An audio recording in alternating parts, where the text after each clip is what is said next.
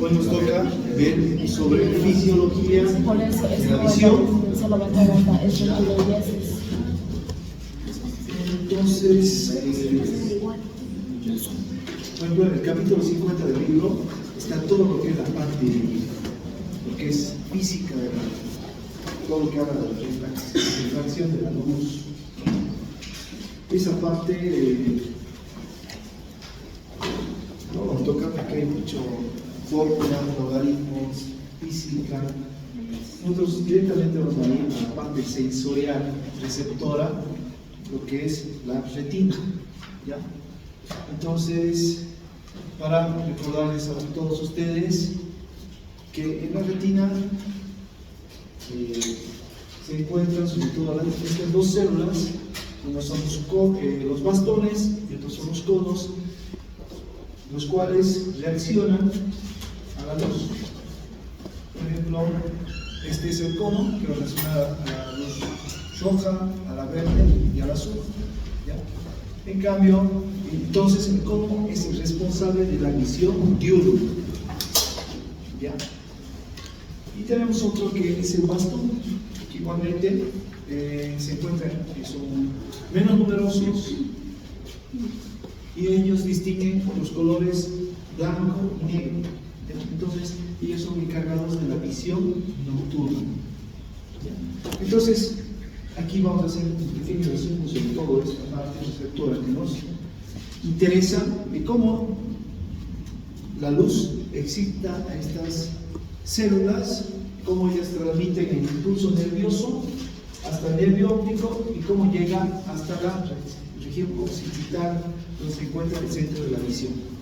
Eso es lo que vamos a ver, lo que corresponde a la fisiología de la visión, ¿ya? Porque esto lo vamos a volver a ver en octavo, creo que lleva en cuarto año, o quinto, no sé, depende de la universidad. Bueno, quinto. Ahí el doctor que les toque le va a explicar, creo, todo lo que corresponde a óptica. ¿Ya? En Guyton está, no sé, un poco confuso, complicado, no es muy puntual. En cambio, el médico oftalmólogo le va a explicar así, de la forma más sencilla, para que puedan entender. Entonces,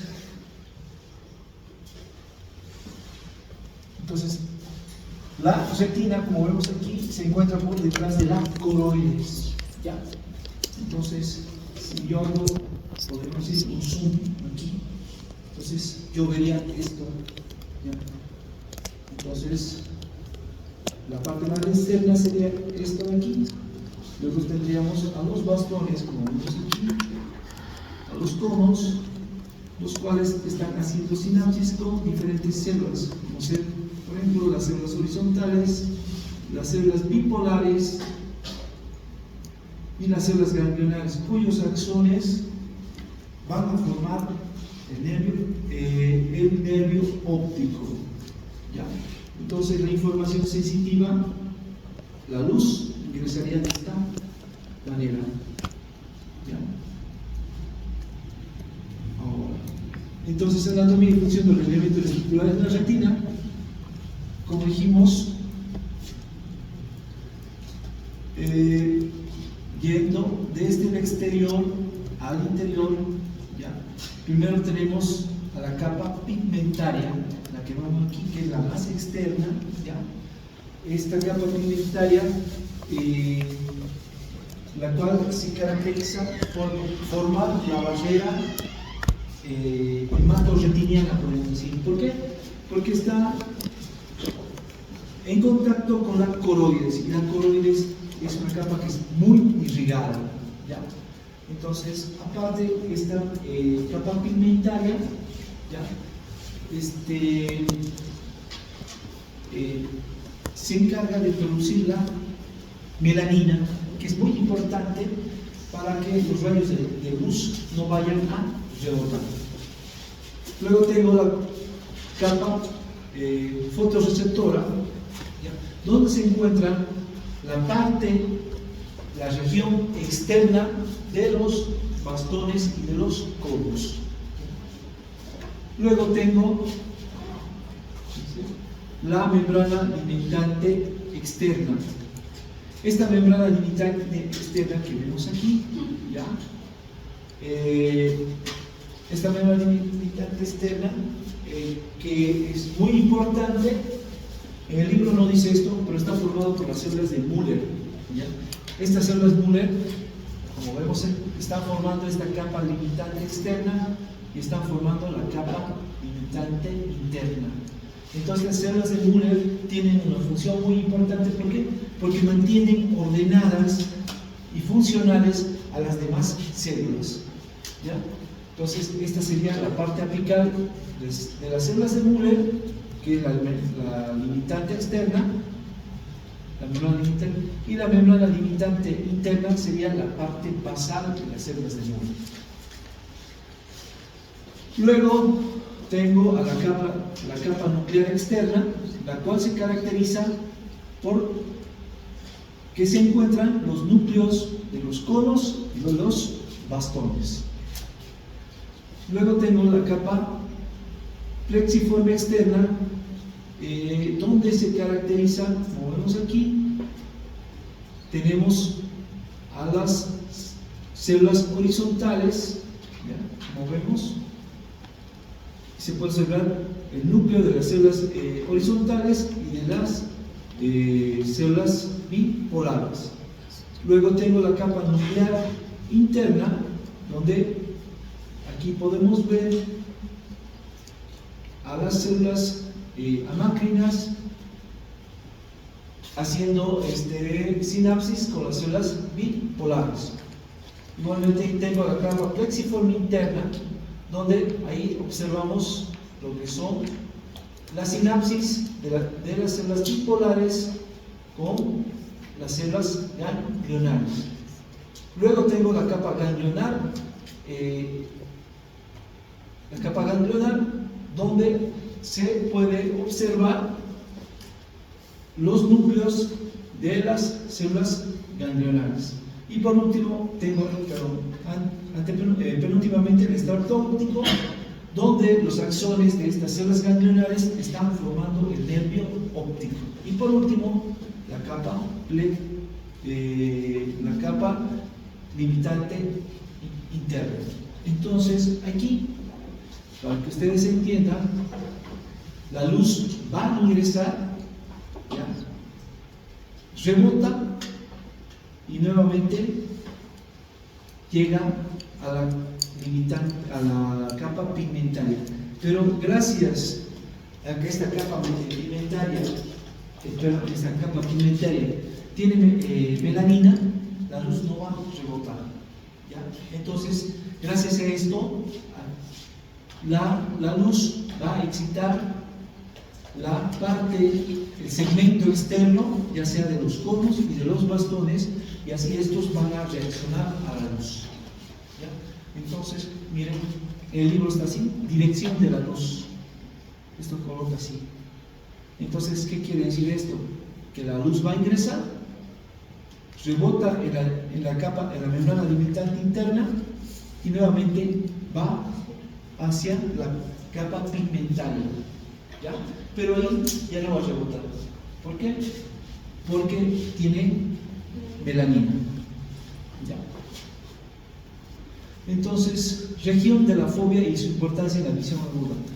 Como vemos aquí, esta es la manera de cómo va a ingresar la luz. Pasa la córnea, el sistema de lentes, que es el cristalino, el humor vítreo, y va a llegar a la retina. Entonces, cuando llega a esta parte que se llama la fobia, que tiene esta característica, ¿ya? ¿Ya? O sea, ¿qué pasa aquí? La luz llega directamente a la fobia, donde está formado por gran cantidad de conos, ¿ya? Hay poca cantidad de bastones. Entonces, gracias a esto, esta pequeña porción que se llama la fobia, entonces se ilumina, van a excitar a los conos. Entonces, gracias a esto, gracias a la fobia, tiene gran importancia en la visión aguda. ¿Por qué? Porque podemos diferenciar los colores en una forma más precisa.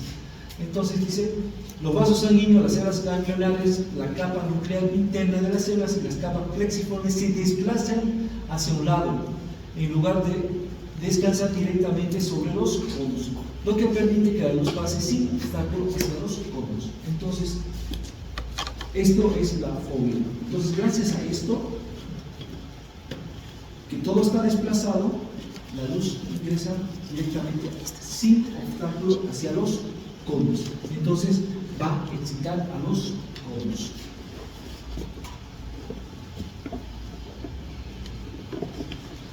¿Cuáles son los componentes esenciales de los fotorreceptores?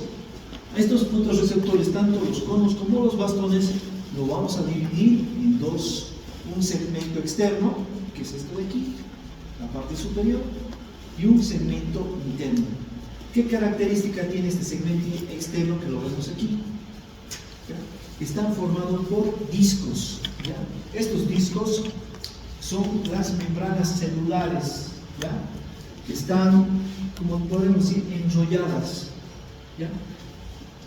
¿Y qué característica tienen estas membranas celulares que forman discos? Que ahí se encuentran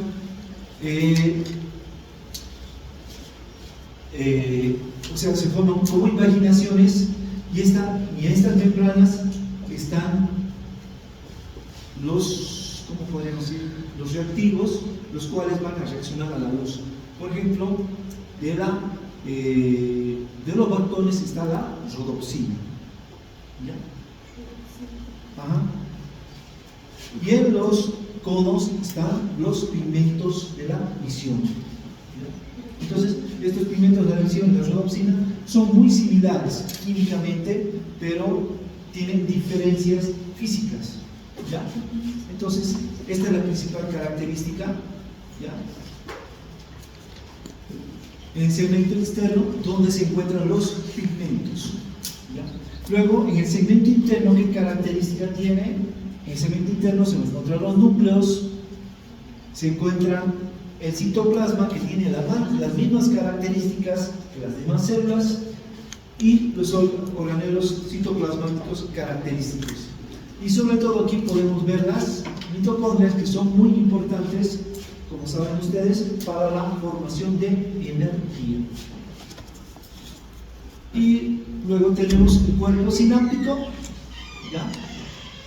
El cual va a hacer sinapsis con las demás células, como ser, ya sea las células horizontales, las células amacrinas o las células bipolares, para posteriormente hacer sinapsis con las células ganglionares. Estas son las principales características de este tipo de células. Entonces, aquí tengo la capa pigmentaria de la retina. Como dijimos, ingresa la luz, rebota. Entonces, ¿qué pasa aquí? Esta luz hace que reaccionen dependiendo.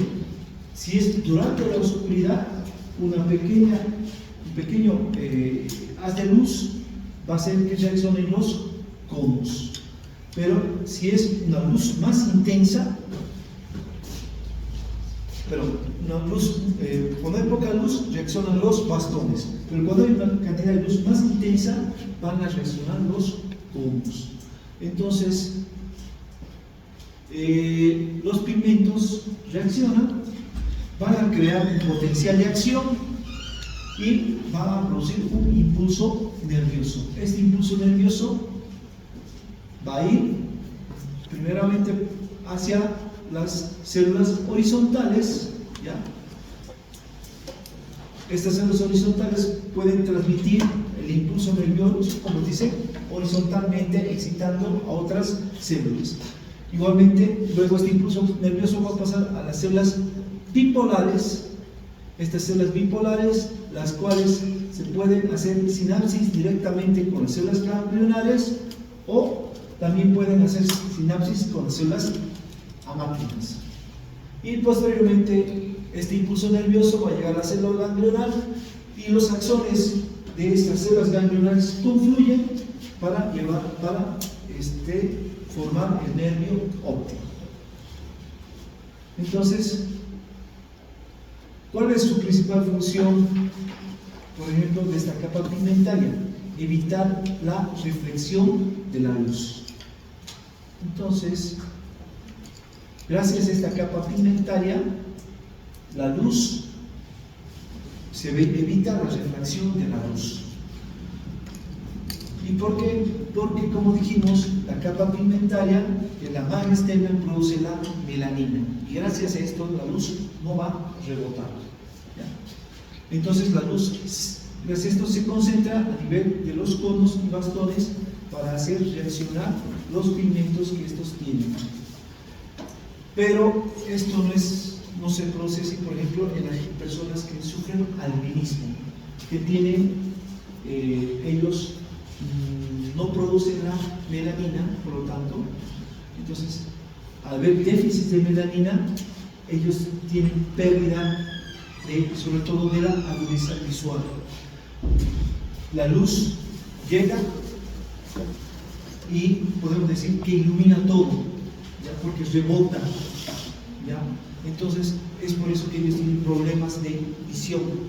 Por ejemplo, la agudeza visual se mide en una persona normal de 20 en 20, en cambio ellos están entre 100 y 20, 200 y 20, o sea, está muy disminuida, ¿ya? Por este problema de la falta de producción de melanina por las células de la capa pigmentaria. Y también juega un papel importante en la síntesis de las sustancias fotosensibles a partir de la vitamina A. Ya he llevado vitaminas de química. Entonces la vitamina A es muy importante para la formación de todo transretinal. Todo transretinal. Ya vamos a ver esto. Entonces, gracias a esto, se va a formar ya sean los pigmentos que necesitan los conos o la rodopsina, que es el pigmento que se encuentra en los bastones. Una parte muy importante igual es saber esto, que la arteria que irriga a las células ganglionares, bipolares, a la retina en sí, es la arteria central de la retina, que está junto al nervio óptico. En cambio, las células, o sea, los conos y bastones, están irrigados por la arteria coroides, por su cercanía de la capa pigmentaria con la coroides. Como sabe, la coroides es una capa muy vascularizada, como vemos aquí. Entonces, los conos y bastones dependen de la irrigación de la arteria coroides. Un problema muy común por traumas oculares es el desprendimiento de retina. Cuando hablamos de desprendimiento de retina, cuando se forma líquido o sangre por detrás de esta capa pigmentaria, entonces se produce lo que conocemos como desprendimiento de retina, ¿ya? Entonces generalmente se debe a traumas oculares, ¿ya? Entonces estos tienen que ser valorados por un oftalmólogo y tienen que ser reparados, ¿ya? Más o menos dice que tienen un mes para realizarse esta reparación. Una vez que pasa ese mes, ¿ya? Entonces dice que ya el daño es definitivo, y por más que uno trate de hacer alguna reparación química, ya el daño está establecido, ¿ya? Ahora, se hablaba esto de la fotoquímica de la visión, ciclo visual de la rodopsina retinal y solicitación de los conos. los bastones.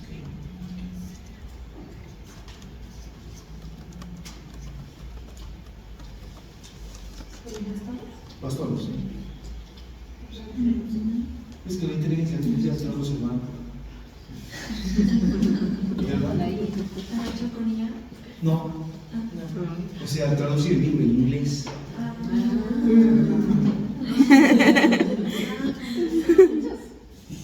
O sea, bastones lo traduce como varillas o como cañas.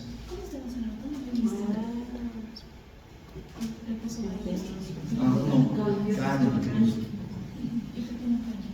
Es que el último libro está en inglés, no tiene traducción. ¿Acaso hay edición? Son, todavía están, no es revisión, pero generalmente para hacer un libro hacen ¿cómo se llama?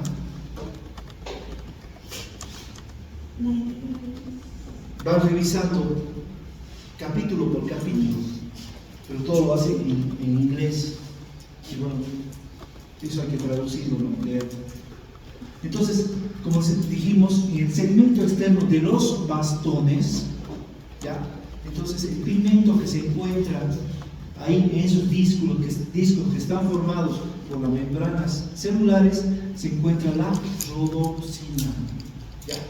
Esta rodopsina que va a estar formado por este 11-cis de retina y por la escotocina, ¿ya? Entonces están unidos, entonces está formado por este 11-cis retina y la escotocina. Entonces, ¿qué pasa aquí? Llega la energía luminosa, ¿ya? Estamos hablando aquí de la visión nocturna, ¿ya?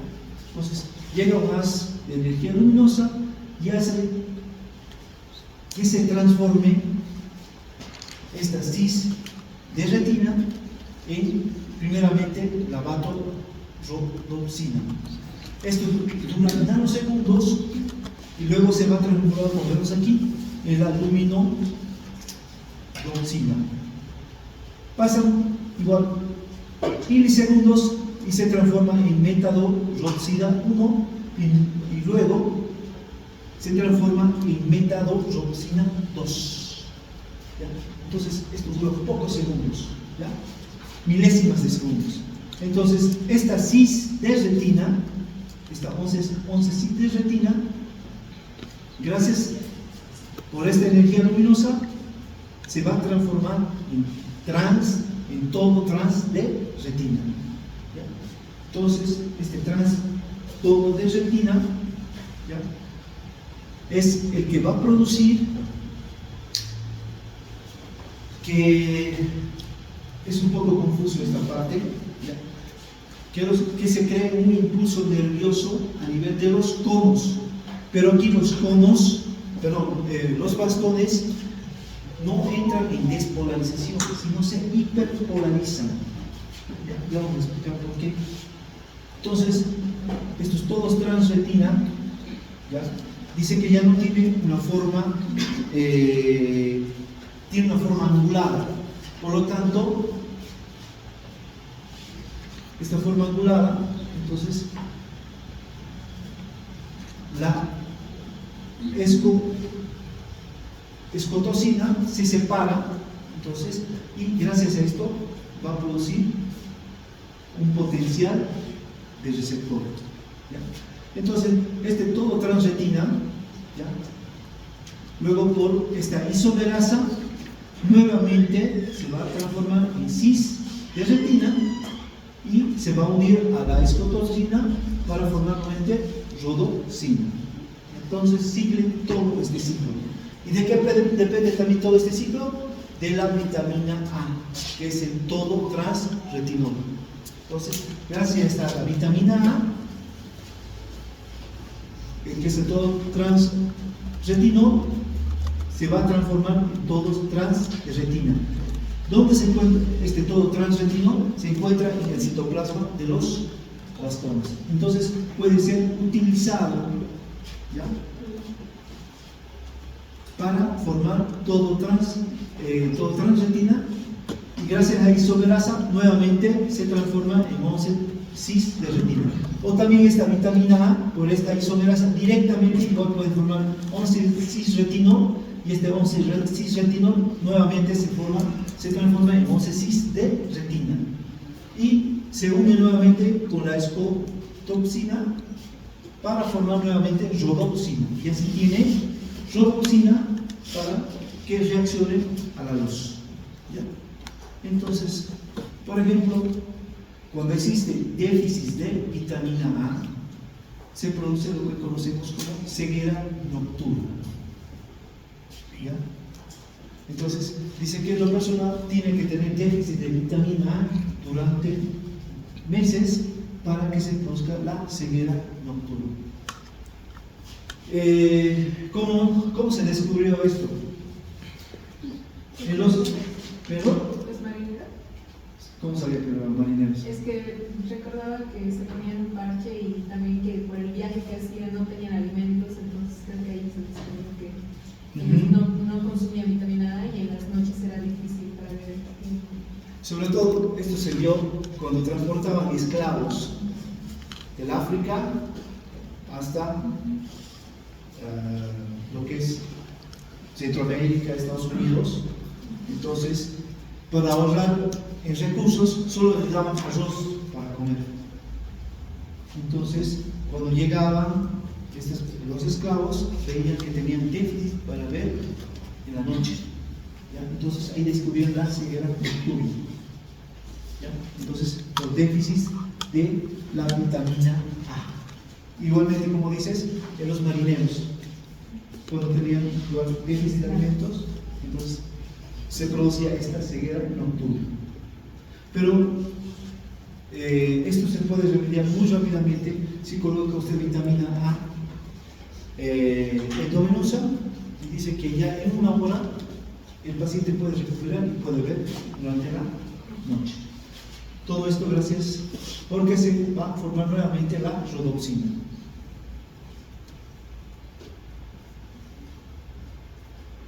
Excitación del bastón cuando la luz activa la rhodopsina. Esto en su libro está más o menos como más ¿cómo lo podemos resumir todo esto? Este fotón es la unidad de luz, ¿ya? Entonces este fotón, movemos aquí, va a actuar sobre el GDP. ¿Qué sería la GDP? ¿Cómo? ¿Con nosotropina? ¿Qué? ¿Con nosotropina? No. Es su segundo mensajero. ¿Qué se llama este segundo mensajero? ¿Qué? Es igual así, difosfato, que es unido a una porción beta y una porción delta. Sí. ¿Qué es? Este segundo mensajero. O sea, no tengo el nombre, es la mezcla de la proteína G más la porción alfa, la posición alfa, posición beta, posición gamma que están unidas a una porción de GNP, y cuando el neurotransmisor llega, estimula el receptor y la proteína G se desdobla, y su posición alfa se une al receptor, quedando divididos en posiciones beta, gamma y GNP. Entonces, y esto es lo que hace la rhodopsina, ¿ya? La rhodopsina va a actuar sobre este segundo mensajero, ¿ya? Y hace que este monosin difosfato se convierta en monosin trifosfato, como vemos aquí, y sería ya una proteína activa, ¿ya?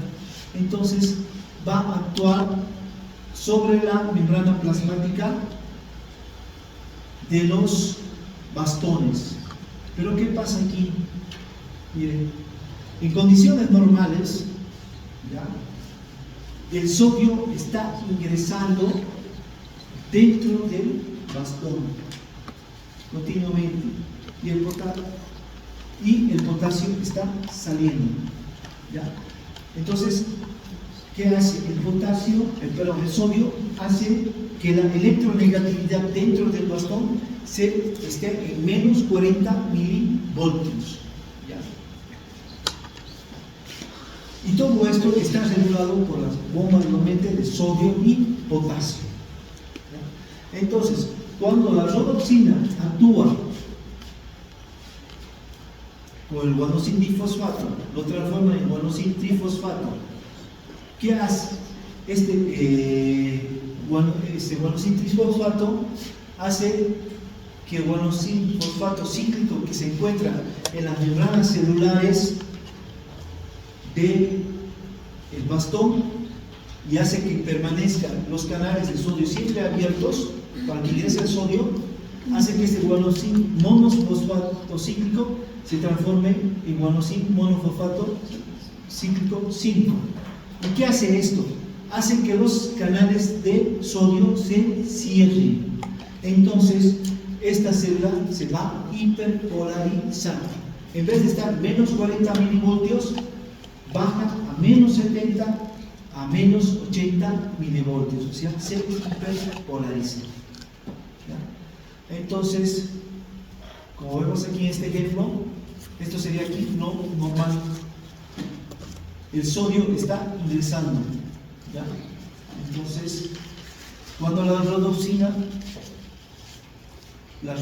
como está aquí, está uniendo el guanosin difosfato con su porción beta, gamma, pero cuando la luz ingresa, ¿ya?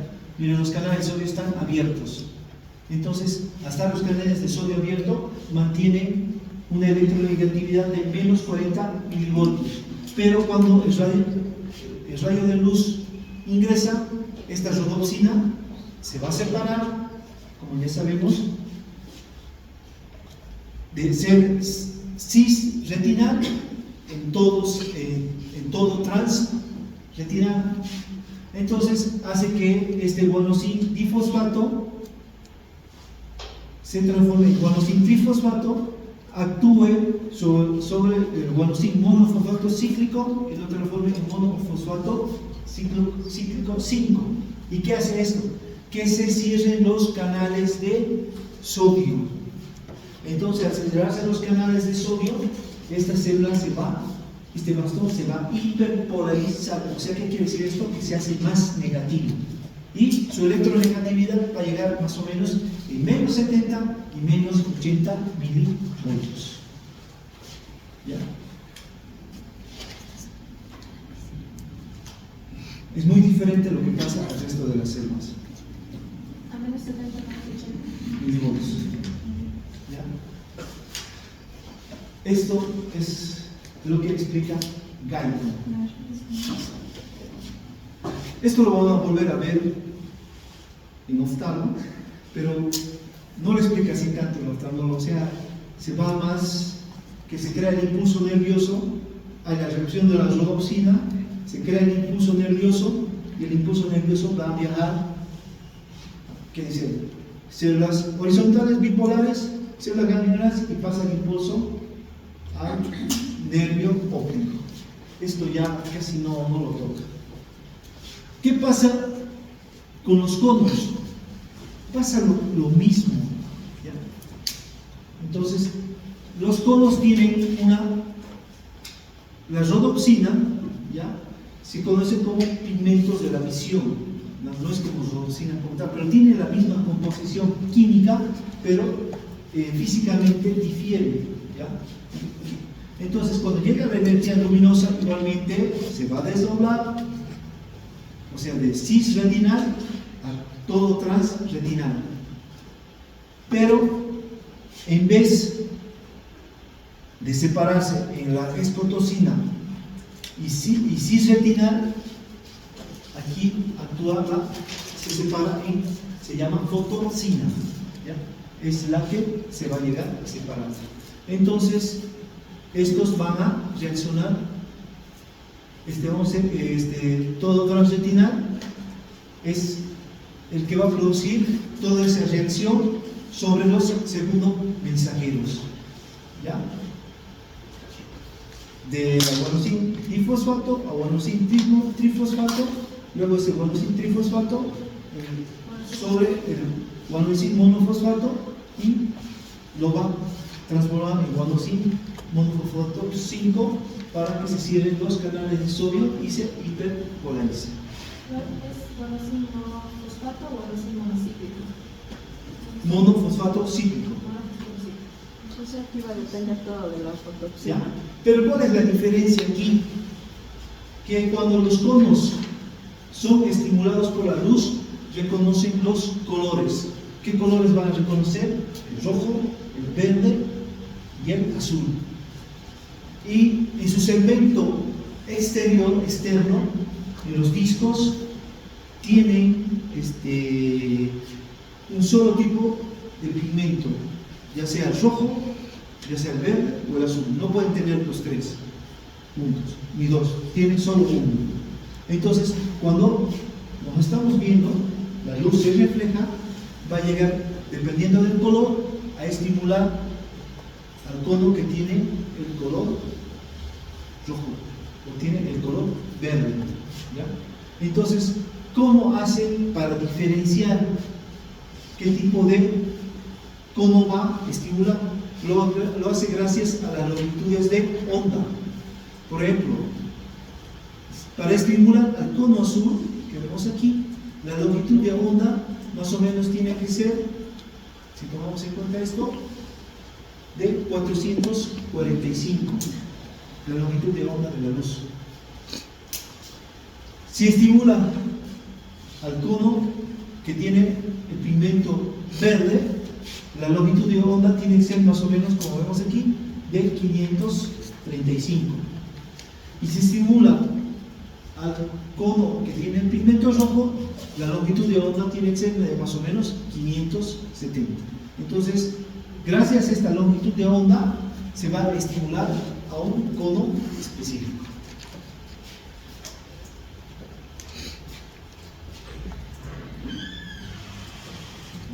Regulación automática de la sensibilidad retinal, adaptación a la luz y a la oscuridad.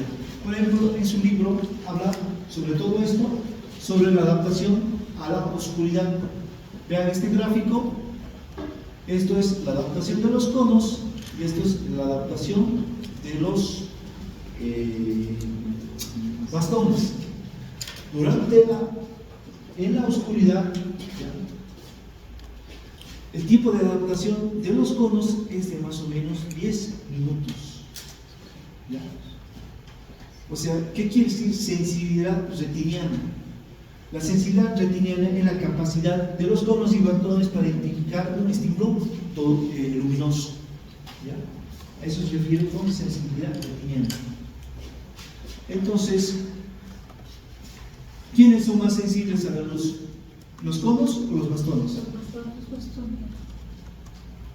Los bastones. Los bastones son más sensibles a la luz.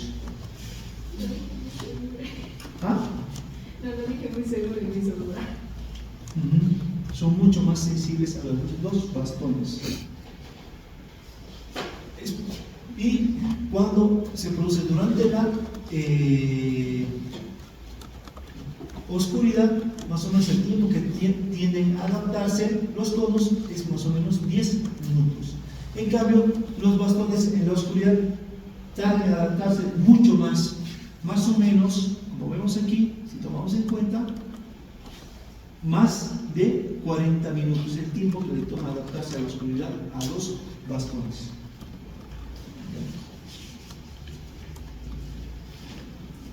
Entonces, se habla de la función neuronal de la retina. Entonces, tengo aquí dos tipos de organizaciones, miren. Aquí donde hay conos y bastones, y aquí solo hay conos. Esto donde hay conos, ¿a qué me estaría refiriendo? ¿Dónde hay mayor porcentaje de conos? Que depende de la agudeza visual. ¿Dónde se encuentra la agudeza visual? En la fobia. ¿Ya?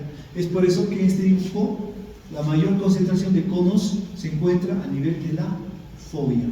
Entonces, como sabemos, va a llegar la luz, va a rebotar y nuevamente llega, pero de aquí no va a pasar de la capa pigmentaria. ¿Por qué? Gracias a la melanina. Y dependiendo de la luz que haya, ya sea, como ustedes saben, en la noche existe menos luz. Entonces, si existe menos luz, ¿qué células van a ser excitadas? Los bastones. En cambio, cuando hay mayor cantidad de luz en el día, los que son excitados son los conos y son los que identifican los colores. Entonces, actúan a nivel de primeramente de su segmento externo, que va a ser esta luz. Va a ser ya sea que la rodopsina y los pigmentos de colores de los conos se separan, la rodopsina de cis se transforma en tono transretinal. Entonces, todo esto va a producir que se active el segundo mensajero, se cierren los canales de sodio y se hiperpolaricen las células. Por lo tanto, va a crear un potencial de receptor.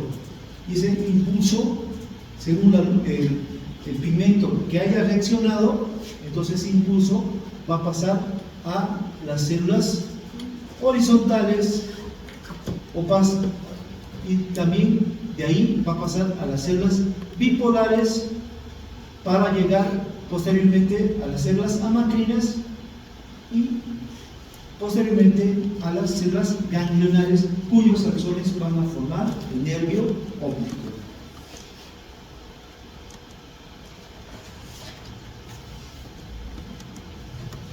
Ahora, existen neurotransmisores que son liberados por las neuronas de la retina. ¿Cuáles son estos neurotransmisores?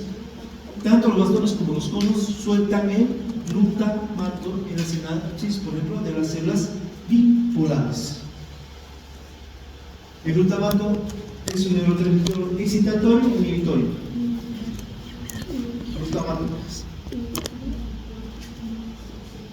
excitatorio. Las células amacrinas que secretan por lo menos 8 tipos de sustancias neurotransmisoras, como tenemos el gamma aminobutírico, la glicina, dopamina, acetilcolina y la indolamina. Pero todo esto todavía está en estudio. No se sabe más o menos todavía. Sí se sabe del ácido gamma aminobutírico, el gamma, que es un neurotransmisor inhibitorio. Por lo tanto, se sabe tanto que las células amacrinas como las células horizontales tienen una función inhibitoria. Y esta parte, que es neurofisiología central de la visión, ¿ya? Entonces, aquí, estas son las principales vías del ojo hacia la corteza. ¿Cómo lo vamos a dividir? Todo esto en la retina, entonces debemos en una retina nasal y una retina temporal. ¿Ya? Como vemos, la retina nasal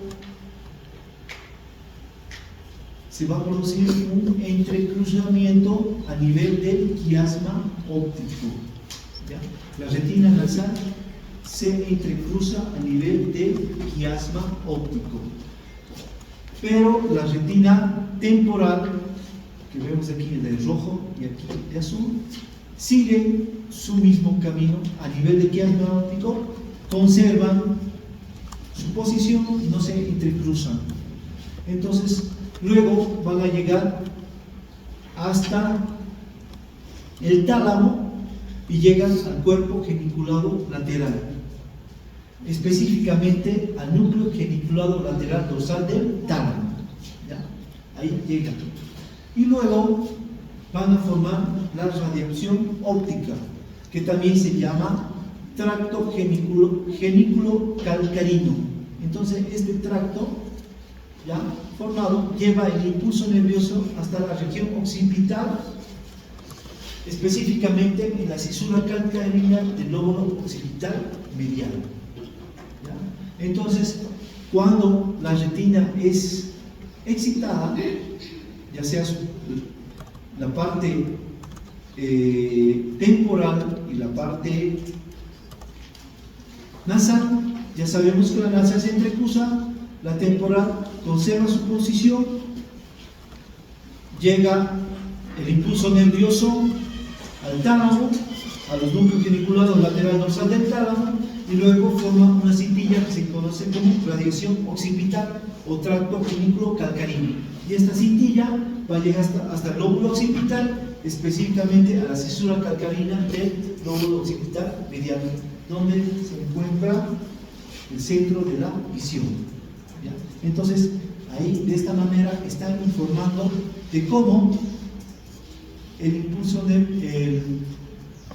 dependiendo si se han excitado los bastones durante la oscuridad o los conos con mayor cantidad de luz para reconocer colores. Entonces, todo este impulso nervioso llega hasta la corteza visual para ser analizada. Y aparte, en todo este trayecto, ¿ya? Las fibras visuales también se dirigen a otras regiones más antiguas del cerebro, como ser, por ejemplo, el núcleo supraóptico del supraquiasmático del hipotálamo. ¿Para qué? Para regular los ritmos circadianos que sincronizan los cambios fisiológicos del organismo según la noche o el día. ¿Dónde más van? A los núcleos pretectales en el mesencéfalo. ¿Para qué? Para activar el reflejo fotomotor de la pupila. ¿Dónde más? Al colículo superior para controlar los movimientos direccionales rápidos de ambos ojos. Y por último también se dirige hacia el nódulo geniculado lateral ventral del tálamo y las regiones basales adyacentes al cerebro para contribuir en el dominio de algunas funciones conductuales que llevan a cabo el organismo. Entonces, así es como se distribuye el impulso nervioso cuando reaccionan los conos y bastones. Entonces, este es el resumen que he hecho sobre fisiología de la visión.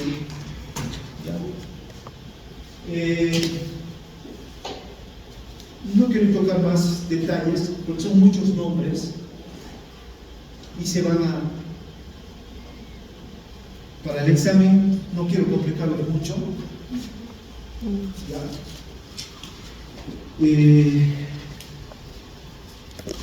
Porque esto lo vamos a volver a ver en temas de especialidad, pero tienen que tener la idea fisiológicamente como el impulso nervioso, qué células son las receptoras, cómo se activan y cómo viaja el impulso nervioso hasta el centro de la visión que se encuentra a nivel occipital. ¿Ya? Entonces, esto es todo lo que vamos a ver sobre neurofisiología de la visión. ¿Ya? No sé si hay alguna duda. Todos están en duda.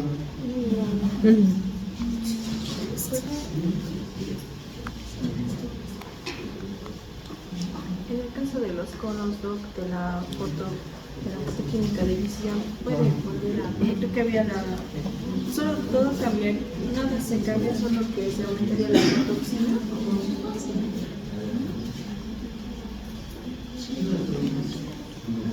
Esta rodopsina dice que es similar en los conos, solo que no se llama rodopsina, se llama pigmento de visión, nada más, pero tienen la misma estructura, pero las características físicas son diferentes. Nada más. Ajá. Después, en vez de desdoblarse en cis retinal y escotocina, se desdobla en fotocina. Ah, o sea, escotocina no hay, solo es lugares fotocina. Nada más.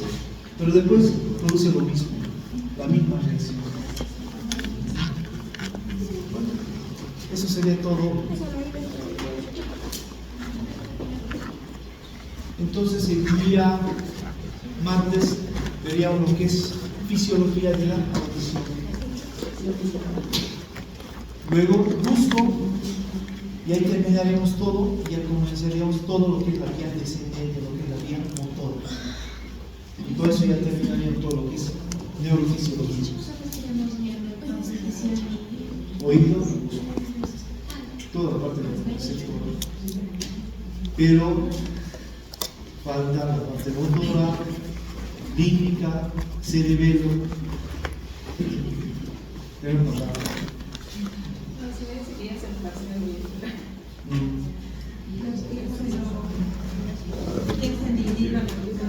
sí, lo voy a dividir en dos exámenes. Uno va a ser neurofisiología y el otro va a ser neuroendocrino. Y los dos, igualmente que la anterior competencia, se van a promediar. Eso va a ser la nota del examen teórico. Y luego los casos clínicos, que ya estoy preparando.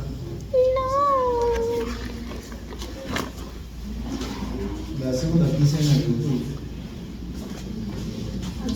Antes de la primera quincena. Va a ser nuestro susto de Halloween. O sea, Día de los Muertos. El día en el que no se medicina. Sí, tengo que avanzar rápido porque terminar todo. No, dame su tiempo. Sí.